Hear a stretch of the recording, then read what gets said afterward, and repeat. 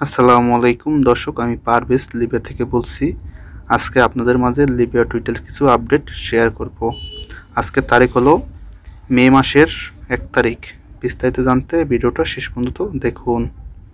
প্রথম যে আপডেটটি, ইউরোপীয় সংস্থা জানিয়েছে যে উদ্ধারকারী সংস্থা জাহাজ হিউম্যানিটেরিয়ান তারা গত রাতে ভূমধ্যসাগর থেকে তারা দুটি নৌকা থেকে 60 জন শরণার্থী উদ্ধার করছে। দুটি নৌকা থেকে এই 60 জন শরণার্থীর ভিতর একজন নাবালক শিশু ছিল, যে তারা দুটি ফাইবারের নৌকা থেকে এই শরণার্থী উদ্ধার করে তাদেরকে ওই শিবে রাখা হয়েছে, উদ্ধারকারী শিবে রাখা হয়েছে। পরে তাদেরকে ইতালির উপকূলে নিয়ে যাওয়া হবে, এটা প্রকাশ করছে এই উদ্ধারকারী সংস্থা জাহাজ হিউম্যানিটেরিয়ান।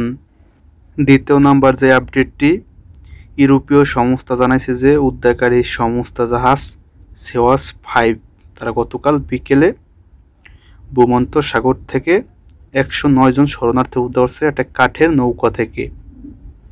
যেই শরণার্থী তারা লিবিয়ার উপকূল থেকে আসার পরে উদ্ধারকারী সংস্থা জাহাজ সেওয়াস 5 তারা এই শরণার্থী উদ্ধার করে তাদেরকে উদ্ধারকারী সংস্থা জাহাজে রাখা হয়েছে। এই শরণার্থীর সাথে একটা দুর্ঘটনা হয়ে গেছে। কিভাবে দুর্ঘটনা আমি আপনাদের বলি যে এই শরণার্থী উদ্ধার করার আগ মুহূর্তে উদ্ধারকারী জাহাজ আইতে আছে, পরে লিবিয়ার কোস্টগার্ডের জাহাজও যাইতে আছে। পরে কি করছে, কিছু লোক জাপতে পড়ছে, উদ্ধারকারী জাহাজ দেখে জাপতে পড়ছে যে তারা লিবিয়ার কোস্টগার্ডের হাতে ধরা দেবে না, যে তারা তাড়াতাড়ি উদ্ধার করা শিবিরে উঠতে পারে, তারা তো নিশ্চিন্তে। পরে এটা জানাইছে যে ইউরোপীয় সমস্ত জাহাজ যে লিবিয়ার কোস্টগার্ড তারা আইসা পড়ছিল শরণার্থীর কাছাকাছি। পরে কিছু লোক জাপ দেওয়ার পরে এই উদ্ধারকারী সংস্থা জাহাজে তারা তাড়াতাড়ি উদ্ধার করে তাদেরকে জাহাজে রাখছে, এটা প্রকাশ করছে উদ্ধারকারী সংস্থা জাহাজ সেওয়াস 5, এটা প্রকাশ করছে। তৃতীয় নম্বর যে আপডেটটি, উদ্ধারকারী সংস্থা জাহাজ আরোরা তারা গত 2 দিন আগে ভূমধ্যসাগর থেকে শরণার্থী উদ্ধার করে তারা ইতালির উপকূলে নিয়ে তারা এই শরণার্থী নামাইয়া তারা আবারও ভূমধ্যসাগরে চলে আসছে শরণার্থী উদ্ধার করার জন্য। উদ্ধারকারী সংস্থা জাহাজ আরোরা তারা এটা প্রকাশ করছে। চতুর্থ নম্বর যে আপডেটটি, আপনারা সবাই অবগত আছেন যে গত কয়েকদিন আগে আমি একটা পোস্ট করছিলাম যে লিবিয়ার বেঙ্গল থেকে কিছু লোক বাংলাদেশে পাঠাবে।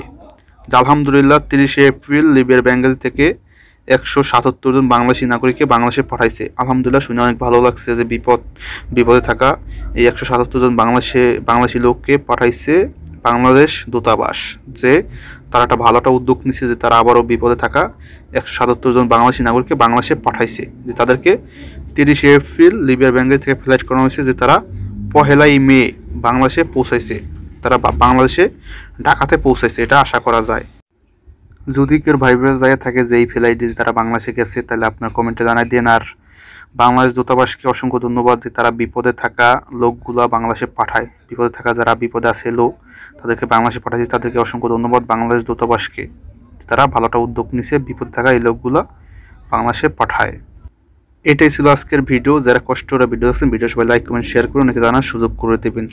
আর আপনাদের উদ্দেশ্যে একটা কথা বলতে চাই, যারা আমার ফেসবুকে যুক্ত আছেন, আপনারা আমার ইউটিউবে যুক্ত থাকবেন পারভেজ অফিসিয়াল 777। যে অনেক সময় ফেসবুকে ভিডিও চলে সেই ভিডিওটা সবার কাছে পৌঁছায় না, তার জন্য আপনারা ইউটিউবে ভিডিওটা দেখতে পারবেন সব সময়। যে অনেকে আপনারা কমেন্ট করে আমার ফোন দিয়ে বলেন যে ভাই আপনি কোনো ভিডিও দেন না, তার জন্য বলে যে আপনারা ইউটিউবে যুক্ত থাকলে প্রতিনিয়ত লিবিয়া টুইটারে আপডেট পাবেন। সবাই ভালো থাকবেন। আসসালামু আলাইকুম।